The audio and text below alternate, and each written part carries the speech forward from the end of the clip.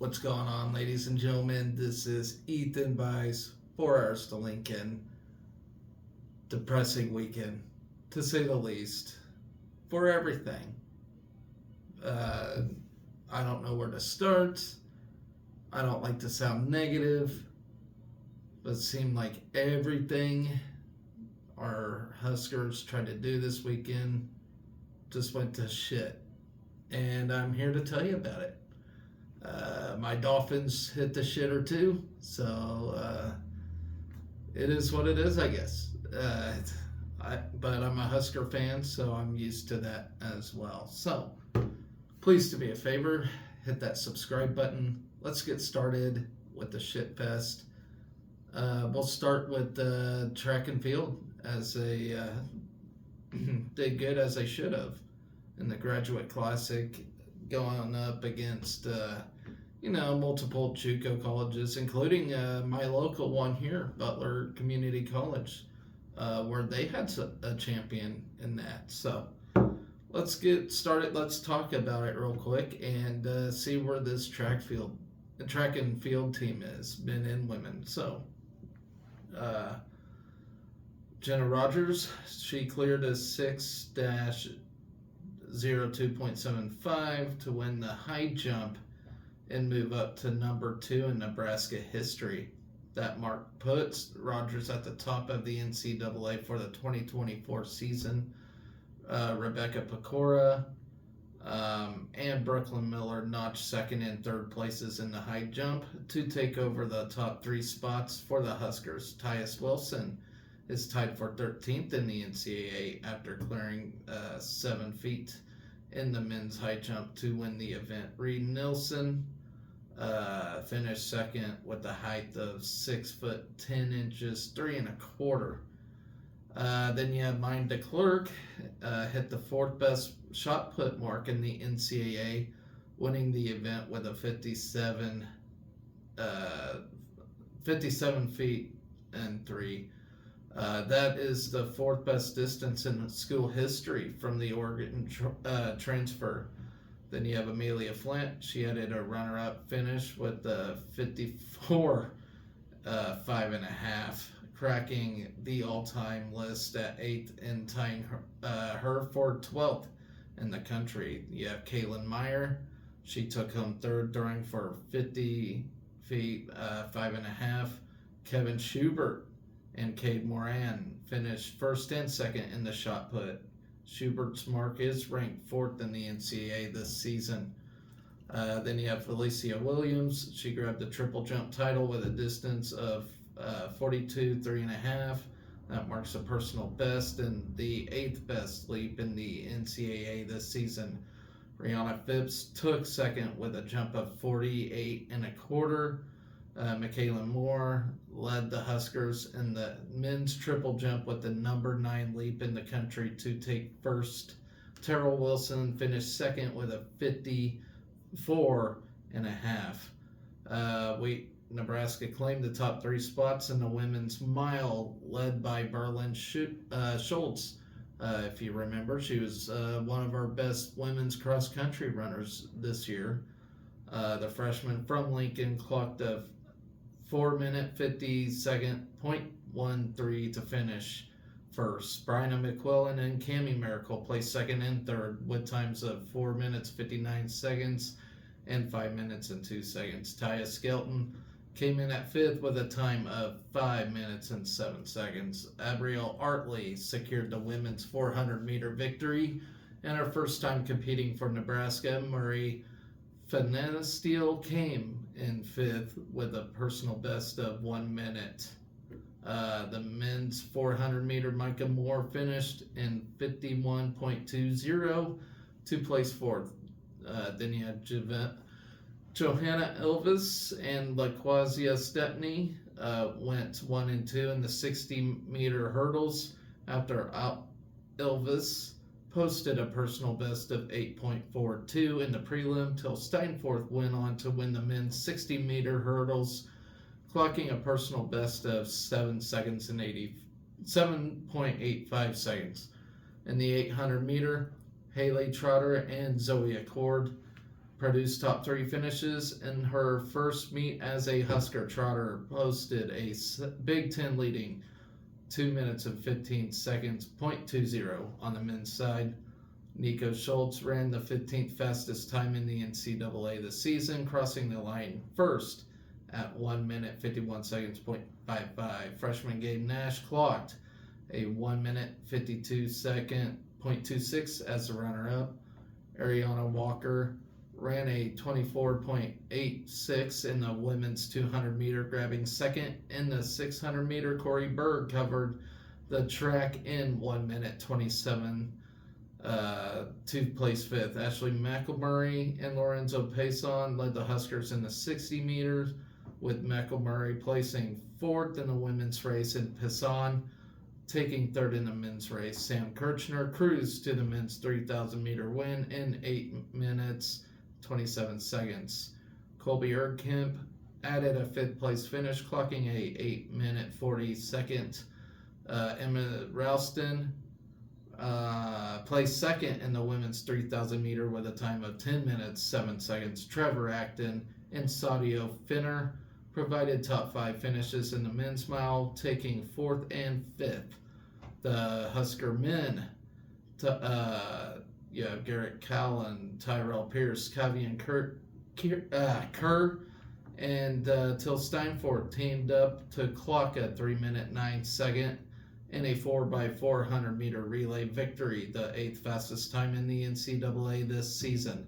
The women, you have Artley Elvis, Darby Thomas, and Pecora added a 4x400 meter relay win in 3 minutes 47 seconds, nearly 48 seconds. Nebraska returns to action next weekend at the Prairie Wolf Indoor Invitational on Friday, January 19th, and the Mark Colligan Memorial on Saturday, January 20th. Both meets will be hosted at the Divinity Indoor Track.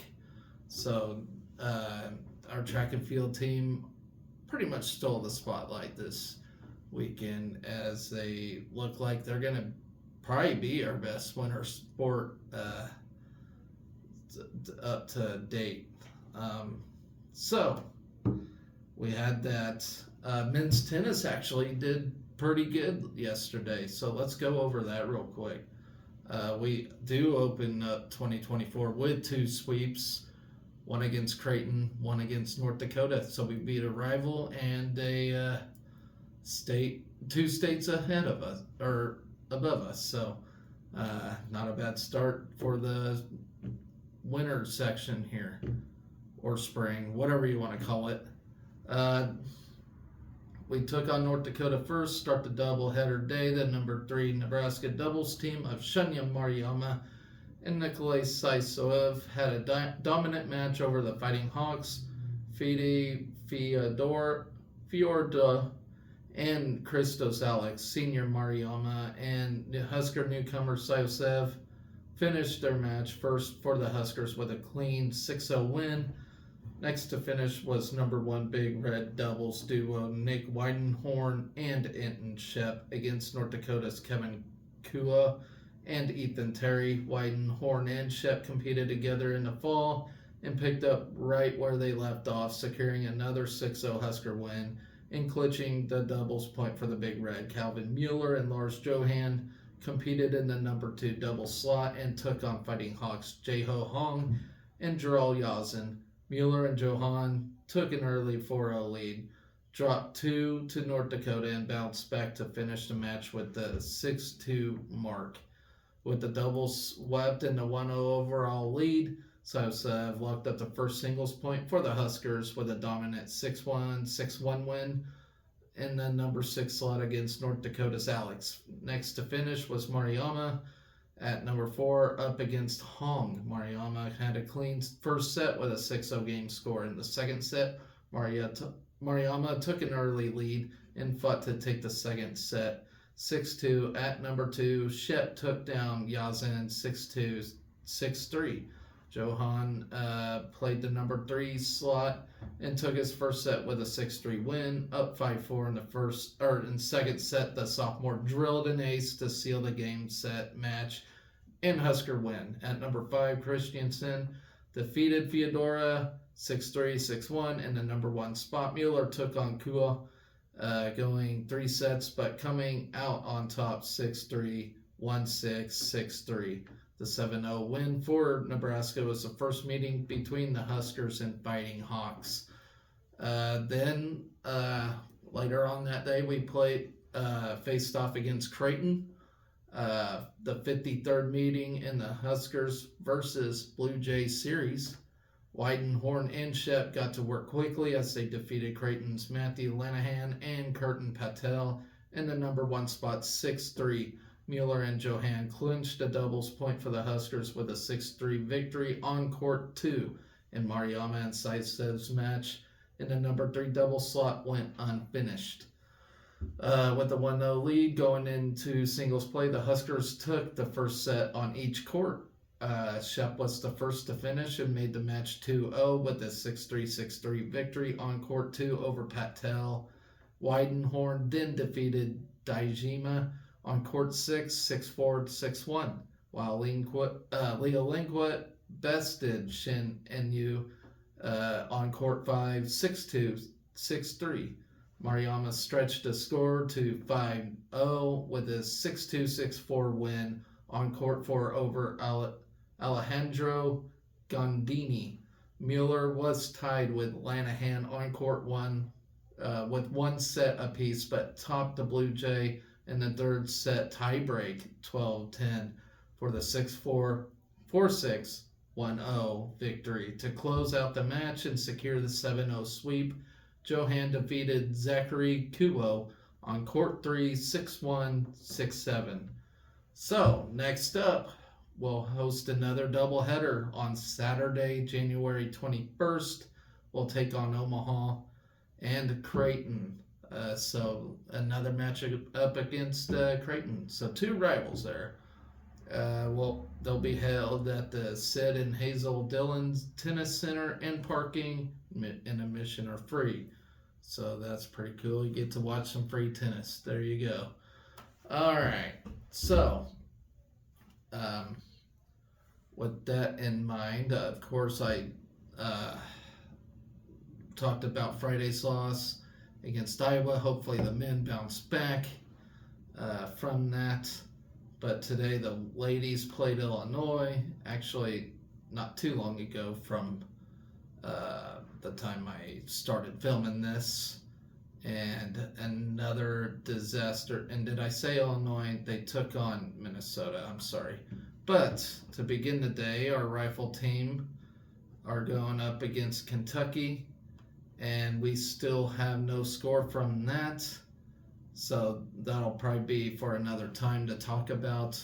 But as y'all are aware, if you've been following this show, our rifle team has had a terrible start to their season during the fall. And Kentucky's one of those top teams in the country. So I will be really curious to see how we finish that out. But right now, got no score to show you on that. But let's maybe talk about that Minnesota game. It was just a devastating game. We were down by, I think, 15 at halftime. And we came back with great effort.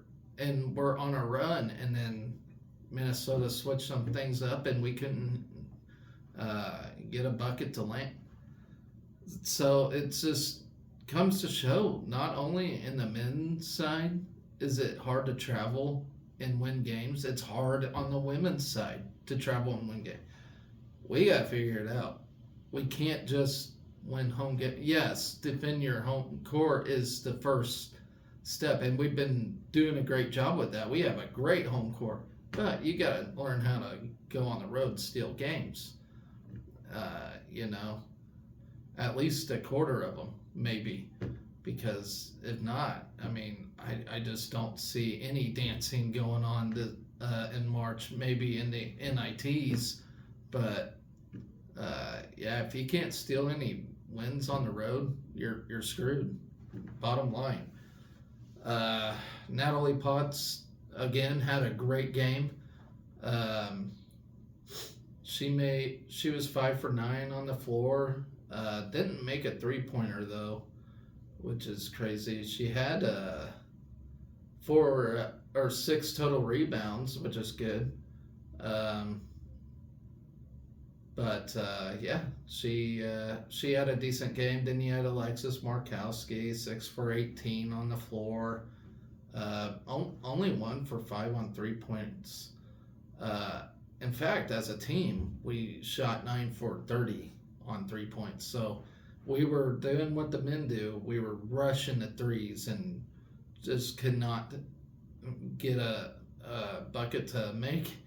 And we were once again just like the men playing Minnesota's game, which is fast, and we can't match that. You if you're gonna do that, you better make sure you make your buckets. That's all I can say. You know, there's times when we could have slowed it down, played at our own pace. I mean, we got the team to do that. We can do that. I don't know why we're trying to play the opponent's game.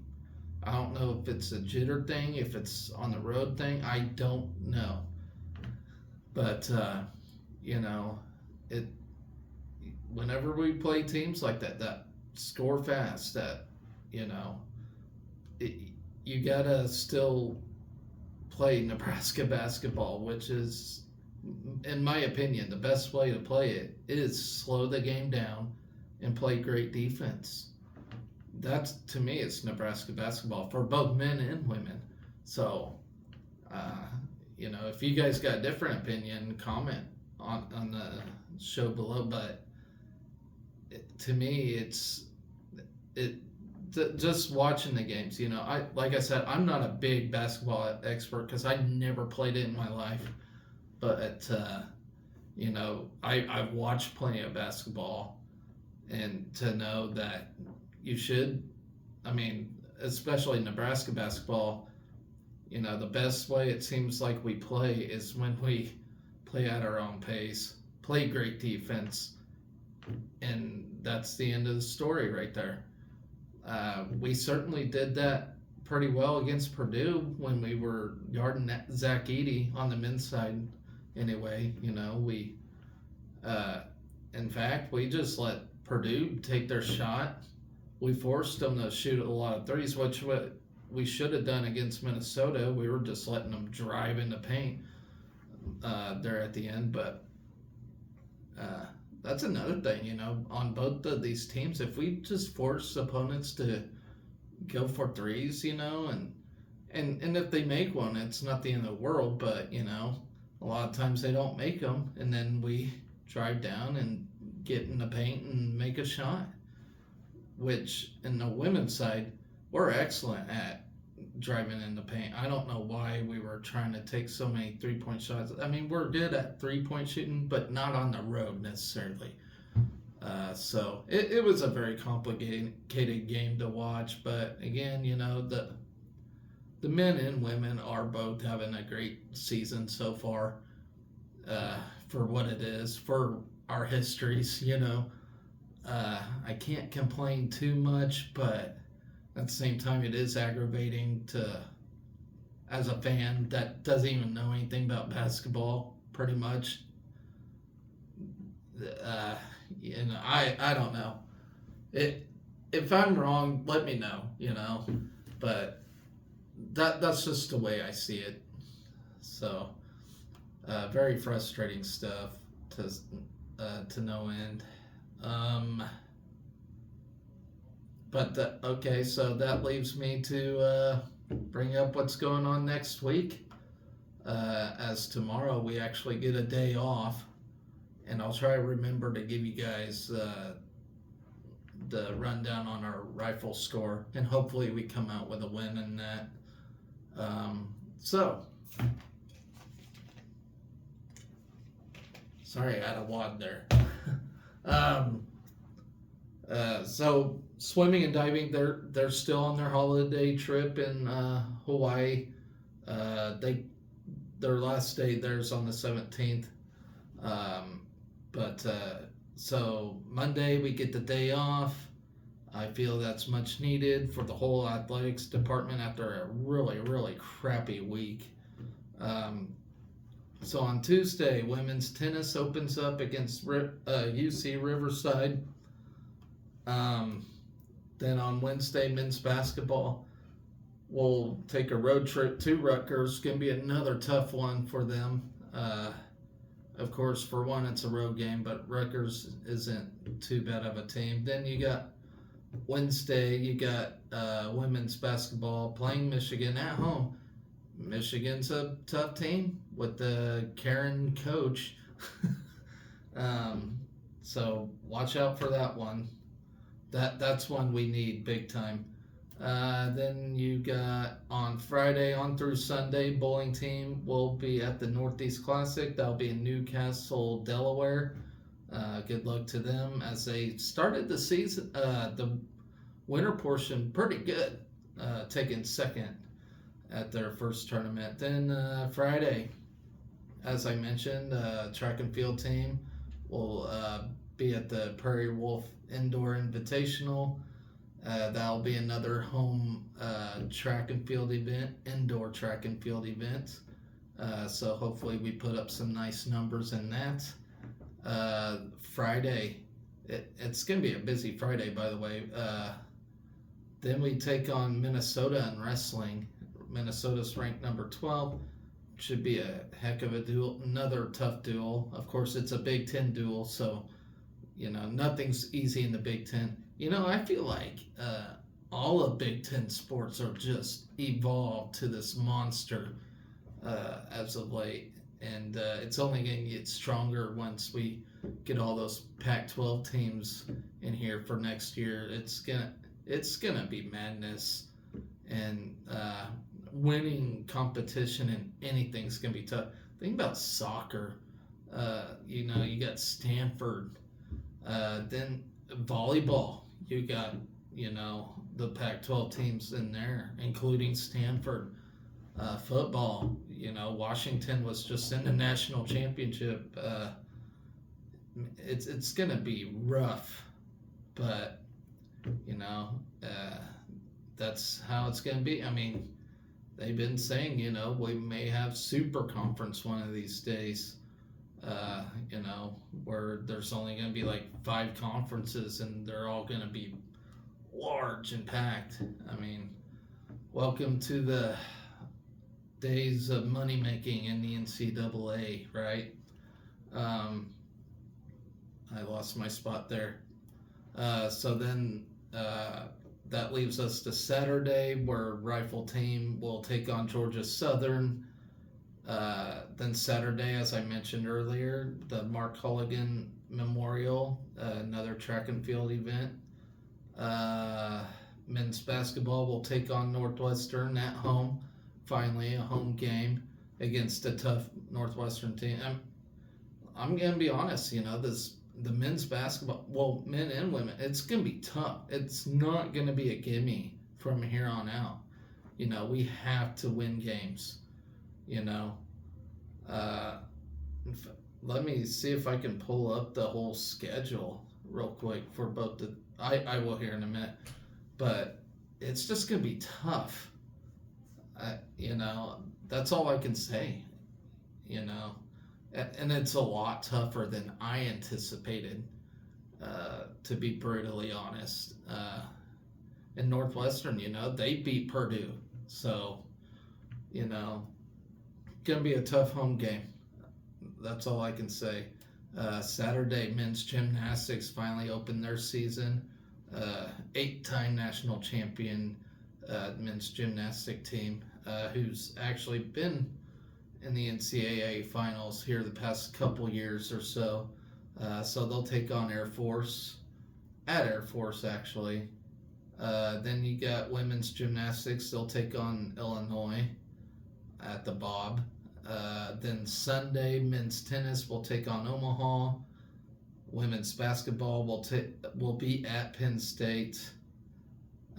Wrestling taking on Purdue. I think that'll be a nice little change of pace. Like I said, no duel's easy, but it's an easier duel if you catch my drift. That I mean, Purdue's got some good wrestlers in there. Don't get me wrong, but I mean they'll be tough as usual, but I think it'll be a little more relaxed. Uh, Sunday, continuing on Sunday, men's tennis. As I mentioned before, we'll take on Creighton. So it's going to be another really busy week, especially the weekend coming up. Not like I said, nothing's easy.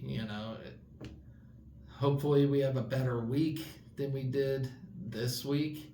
It was really rough to be a Husker fan and a Miami Dolphins fan. I know most of you are probably Chiefs fans, but yeah, it was just rough. But I'll get over it. You know, me being a fan of teams doesn't necessarily define who I am, but it would be nice to have my sports teams win one of these days. In the NHL side of things, I like the St. Louis Blues. I always wished Nebraska had a hockey team, but I don't think that's ever going to happen anytime soon. Same as women's wrestling. They need to get a women's wrestling team. If they want to compete with Iowa in anything, I think they need to jump the gun on that, like as of yesterday. But like I said, I was going to bring up the basketball schedules here real quick, if I can. My computer's kind of letting me down here.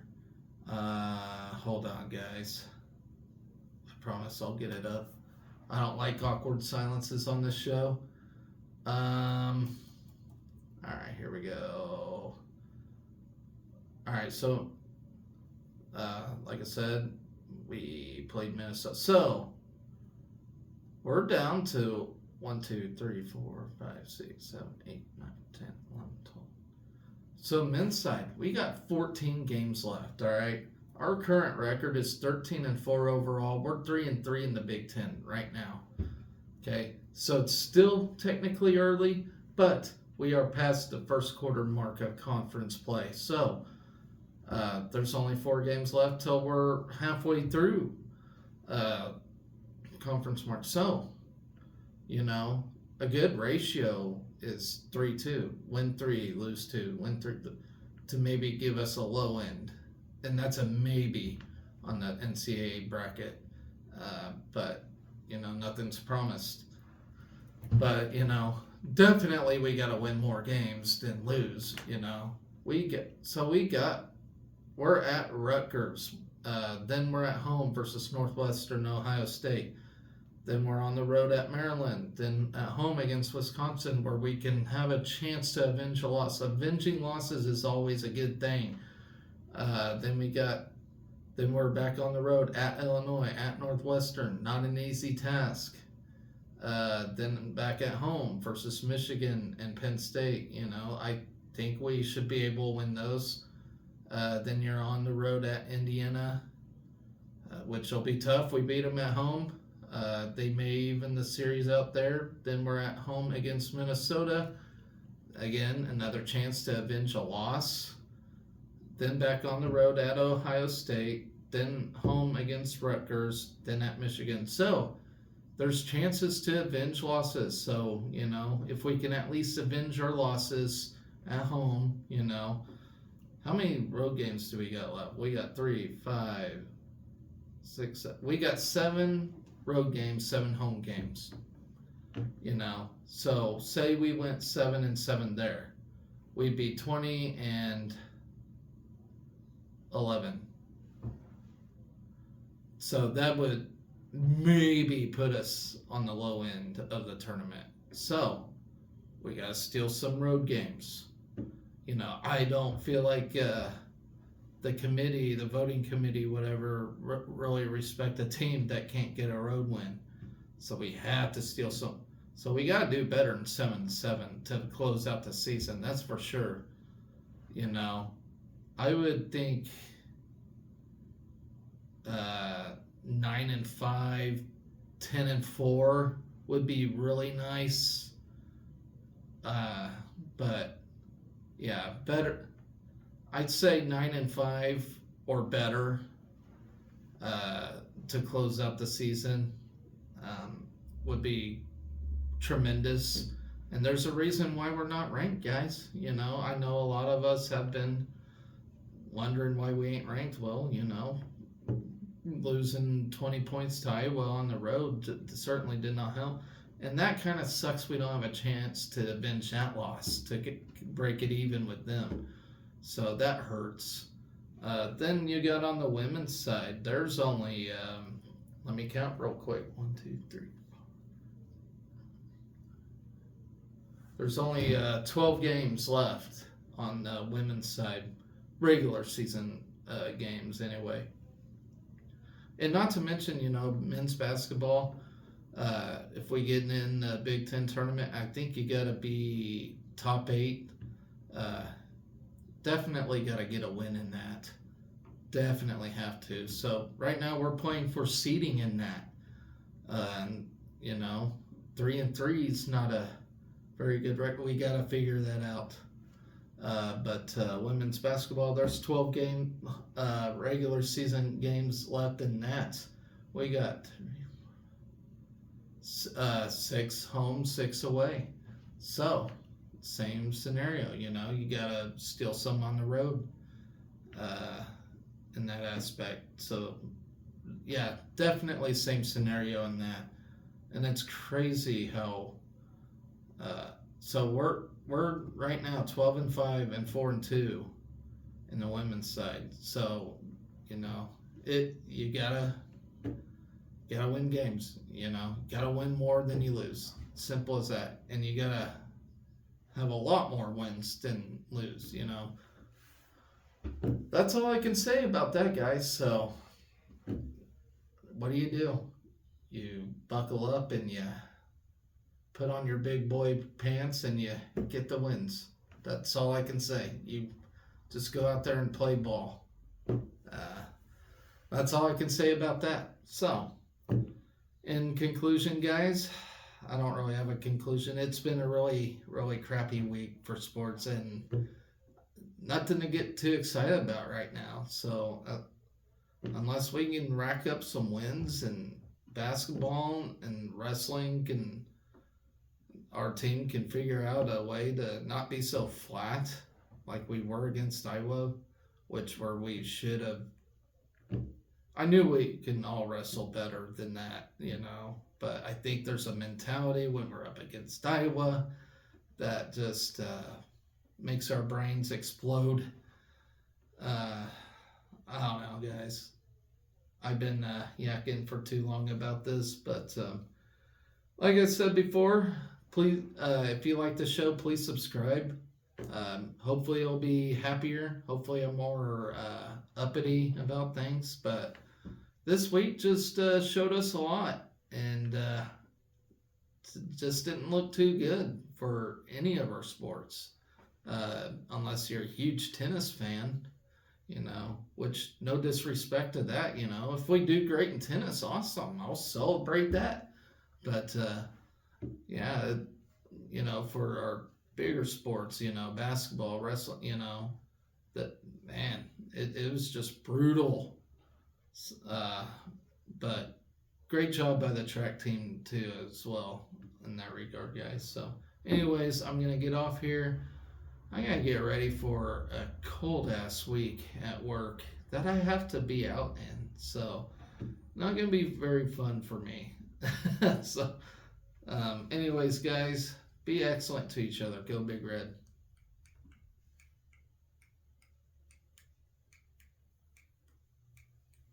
Maybe.